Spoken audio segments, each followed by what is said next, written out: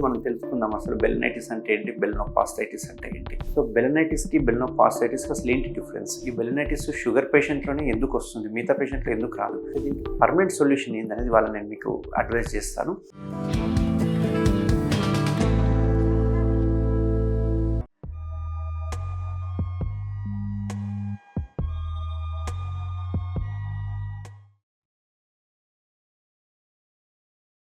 Hello అండి, నా పేరు డాక్టర్ కారెడ్డి శ్రీధర్ రెడ్డి. నేను జనరల్ లాప్రోస్కోపిక్ సర్జన్. నేను ట్రీట్మెంట్ రేంజ్ హాస్పిటల్ హైదరాబాద్లో అవైలబుల్ ఉంటాను. సో బెలనైటిస్కి బెలనోపాస్టైటిస్కి డిఫరెన్స్ ఏంటి అంటే, ఎప్పుడైతే అబ్బాయిలకు మగవారికి షుగర్ అటాక్ అయ్యింది అంటే కనుక ఈ అంగం యొక్క ముందలున్న చర్మం ఏదైతే ఉందో చిట్లిపోవడము, కలర్ మారిపోవడము, షైనింగ్ అయిపోవడము, మందంగా తయారైపోవడము, అంతేకాకుండా తెల్లటి జిగురు లాంటి పదార్థం బయటికి రావడము, దురదలు పెట్టడము, ఒక రకమైన ఫౌల్ స్మెల్ రావడము, నలపడము, ఇట్లాంటివన్నీ చేస్తూ ఉంటారు అన్నట్టు. అంతేకాకుండా వీళ్ళు చాలామంది కంప్లైంట్ చేసేది ఏంటి అంటే, వెన్నికి అనుకోనికి రాకపోవడం వల్ల, అక్కడున్న క్లీన్నెస్ చేసుకోకపోవడం వల్ల అక్కడ తెల్లటి జిగురు లాంటిది బయటకు వస్తూ ఉంటుంది. వీళ్ళు తప్పిదారులు కనుక కలిస్తే, ఈ రకంగా చిట్లిపోయినప్పుడు కనుక కలిస్తే అక్కడ నుంచి బ్లీడింగ్ వచ్చే అవకాశాలు ఉంటాయి. విపరీతమైన మంట, నొప్పి ఉంటుంది. అండ్ సరిగ్గా క్లీన్ చేసుకోకపోవడం వల్ల అక్కడ చిన్న చిన్న గుళ్ళ లాంటివి, చిన్న చిన్న పింపుల్స్ లాంటివి ఫామ్ అయ్యే అవకాశాలు ఉంటాయి. ఇవన్నిటిని మనం బెలనైటిస్ అంటాం అన్నట్టు. సో బెలనైటిస్ అంటే ఏంటి అంటే, ఎప్పుడైతే అంగం యొక్క ముందరున్న చర్మం ఇన్ఫెక్ట్ అయితే, అంటే ఇన్ఫ్లమేషన్ అయితే దాన్ని బెలనైటిస్ అంటుంటాము.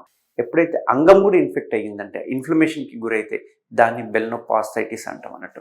సో అంగం చూసుకుంటే కనుక ఈ రకంగా ఉంటుంది కదా. ఈ ముందరున్న హెడ్ భాగాన్ని గ్లాన్స్ అంటాము. ఈ పైన చర్మం ఈ రకంగా ఉంటుంది. సో కిందున్న చర్మం ఇక్కడ అటాచ్ అయ్యి ఈ రకంగా ఉంటుంది. సో ఇక్కడ మనం యూరిన్ పోసినప్పుడల్లా ఏమవుతుందంటే, యూరిన్ షుగర్స్ దీనికి అటాచ్ అవ్వడం వల్ల కొన్ని నెలలు, సంవత్సరాల తర్వాత ఈ చర్మం మెల్లగా ఒక రకమైన ఇన్ఫ్లమేషన్కి గురవుతుంది. ఇన్ఫ్లమేషన్కి గురైపోయి ఈ చర్మం మందంగా తయారైపోతుంది, థిక్ అయిపోతుంది. థిక్ అయిపోవడమే కాకుండా చర్మము చూసుకుంటే కనుక, బాగా గమనిస్తే కనుక రెడ్డిష్ వైట్ కలర్లో షైనీగా ఉంటుంది, చూడడానికి ఎర్రగా అనిపిస్తుంటుంది. అప్పుడే చర్మం కలర్ మారిపోయినట్టు కనిపిస్తుంటుంది. మనం కొంచెం వెనక్కి అనుకొని క్లీన్ చేసుకునే ప్రయత్నం చేస్తే టైట్ ఉంటుంది కాబట్టి అది వెనక్కి రాకపోయేసరికి మనం కొంచెం గట్టిగా అన్నా కానీ క్రాక్స్ ఫామ్ అవుతూ ఉంటాయి. ఇదంతా క్రాక్స్ ఫామ్ అయ్యే అవకాశాలు ఉంటాయి. సో ఈ క్రాక్స్ ఫామ్ అయిన తర్వాత అక్కడ నుంచి సెకండరీ ఇన్ఫెక్షన్స్ వెళ్ళిపోవడము, మంటలు లేవడము, కొన్నిసార్లు ఉబ్బిపోవడము, చీము గారినట్టుగా అనిపించడము, తెల్లటి జిగురు లాంటిది రావడం. ఎందుకంటే ఇందులో స్మెగ్మా అనేది తయారవుతుంది. ఈ స్మెగ్మా బయటికి రాలేక ఇక్కడిని జిగురులాగా అతుక్కోవడం చేస్తూ ఉంటుంది. అంతేకాకుండా వీళ్ళకి చిట్లిపోవడం వల్ల టైట్ అయిపోయి, అంతకుముందు ఇంత వెడల్పున్న చర్మము స్లోగా చిట్లిపోవడం వల్ల హీల్ అవుతూ దగ్గరికి వచ్చేస్తుంది. ఇట్లా దగ్గరికి రావడం వల్ల అసలుకే పోదు, వెనక్కి అసలుకే పోదు. వీళ్ళకి రికరెంట్ యూరిన్ ట్రాక్ట్ ఇన్ఫెక్షన్స్ వచ్చే అవకాశాలు ఉంటాయి. యూరిన్ సరిగ్గా రాదు. అంతేకాకుండా ఈ చర్మం ఇప్పుడు ఈ చర్మం ఇన్వాల్వ్ అయింది కాబట్టి దీన్ని మనం బెలనైటిస్ అంటాం. ఎప్పుడైతే ఈ బెలనైటిస్ వచ్చిన చర్మము కింద పోయి అతుక్కుంటుంది, ఏదానికి ఈ గ్లాండ్స్ అనే భాగానికి అతుక్కపోతుంది. ఇట్లా అతుక్కపోవడాన్ని మనం బెలనోపాస్టైటిస్ అంటుంటాం. అంటే ఈ గ్లాండ్స్ కూడా ఇన్వాల్వ్ కావడం స్టార్ట్ అవుతుంది అన్నట్టు. దాన్ని బెలనోపాస్టైటిస్ అంటాం. బెలనోపాస్టైటిస్ వచ్చిన ట్రీట్మెంట్ ఒకటే, ఏంటి అంటే సుంతి ఆపరేషన్, అంటే ముందరున్న చర్మాన్ని తీసేయడం. ఈ సుంతి ఆపరేషన్ని మనం కథన అని చెప్పి సర్కంసిషన్ అని పిలుస్తుంటాం.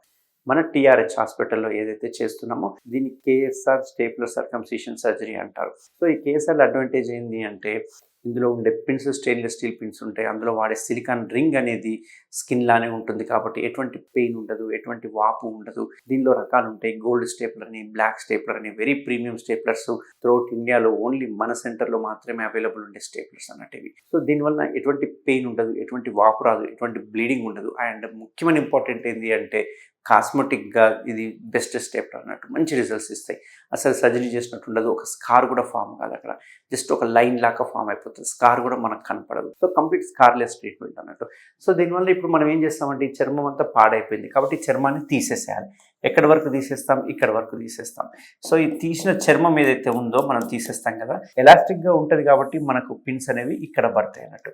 సో ఈ పిన్స్ ఏవైతే ఉన్నాయో ఇవి మామూలుగా 10 to 12 డేస్లో ఆటోమేటిక్గా అవే పడిపోతాయి. ఏం చేయాల్సిన పని లేదు, మంచి క్లీన్ చేసుకుంటే చాలు. 10 to 12 డేస్లో పడిపోతాయి. అంతేకాకుండా మనం ముఖ్యమైన ఇంపార్టెంట్ ఏంటి అంటే ప్రికాషన్స్ చాలా ఇంపార్టెంట్. సర్జరీ అవ్వడం 5 మినిట్స్ సర్జరీ, హాఫ్ అన్ అవర్లో డిశ్చార్జ్ అవ్వడం జరుగుతుంది. బట్ ప్రికాషన్స్ ఏంటి అంటే ఎటువంటి పరిస్థితుల్లో ఎరెక్షన్ అవ్వకుండా చూసుకోవాలి అట్లీస్ట్ ఒక 10-15 డేస్ వరకు. అండ్ రెండో ముఖ్యమైన ఇంపార్టెంట్ కలవకూడదు 1 మంత్ వరకు. అండ్ మూడో ముఖ్యమైన ఇంపార్టెంట్ ఏంటంటే మంచిగా శుభ్రంగా క్లీన్ చేసి పెట్టుకోవాలి. చాలామంది నేను క్వశ్చన్ చేస్తుంటారు, సార్ మార్నింగ్ అయితే ఎరెక్షన్స్ ఆపుకోగలుగుతున్నాం, ఎర్లీ మార్నింగ్ ఎరెక్షన్స్ ఏంటి పరిస్థితి అని చెప్పేసి. సో ఎర్లీ మార్నింగ్ ఎరెక్షన్స్ యూజువల్గా మనిషికి 1 to 5 ఎరెక్షన్స్ అనేవి మోస్ట్ కామన్గా వస్తుంటాయి ఎర్లీ మార్నింగ్. యూజువల్లీ ఇవి చూస్తే కనుక చాలామందికి 2:00 నుంచి 6:00 మధ్యలో ఎక్కువ వచ్చే అవకాశాలు ఉంటాయి. సో యూజువల్గా నేనేం చెప్తుంటాను నా పేషెంట్స్కి అడ్వైజ్ అంటే 2:00 నుంచి 6:00కి ఎవ్రీ 1 అవర్కి ఒకసారి అలారం పెట్టుకొని లేస్తే హార్మోన్ లెవెల్స్ పడిపోతాయి కాబట్టి ఎరెక్షన్స్ కూడా ఆగిపోతూ ఉంటాయి అన్నట్టు. సో ఈ రకమైన ట్రీట్మెంట్ తీసుకోవడం వల్ల ఈ బెలనైటిస్ కానీ బెలనోపాస్టైటిస్ కానీ లైఫ్ టైంలో మళ్ళీ పేషెంట్స్కి రావన్నట్టు. సో వన్ టైం సర్జరీ అన్నట్టు. సో ఈ 10-15 డేస్ కూడా పేషెంట్ ఎటువంటి రెస్ట్ తీసుకోవాల్సిన అవసరం లేదు. యథావిధిగా ఆఫీస్కి వెళ్ళిపోవచ్చు, వెహికల్ నడుపుకోవచ్చు, ఎటువంటి ప్రాబ్లం లేదు. అంతేకాకుండా ఇది 10 డేస్లో రింగ్ పడిపోయిన తర్వాత వన్స్ అది ఫ్రీ అయిపోతుంది. ఓన్లీ థింగ్ ఏంటంటే కలవకూడదు. అదొకటి ఇంపార్టెంట్ గుర్తుపెట్టుకోవాల్సిన పాయింట్. సో ఎవరికైనా ఇట్లా బెలనైటిస్, బెలనోపాస్టైటిస్ లేకపోతే అట్లీస్ట్ డయాబెటీస్ వచ్చినా సరే ఇవి వచ్చే అవకాశాలు 100% ఉంటాయి. సో ఎవరికైనా ఇబ్బంది ఉంటే కనుక ఖచ్చితంగా నేను టీఆర్హెచ్లో అవైలబుల్గా ఉంటాను. నన్ను కన్సల్ట్ అయితే నేను ఈ కేఎస్ఆర్ స్టేప్లర్ ద్వారా మనం దీన్ని కంప్లీట్ చేసుకోవచ్చు. Thank you very much.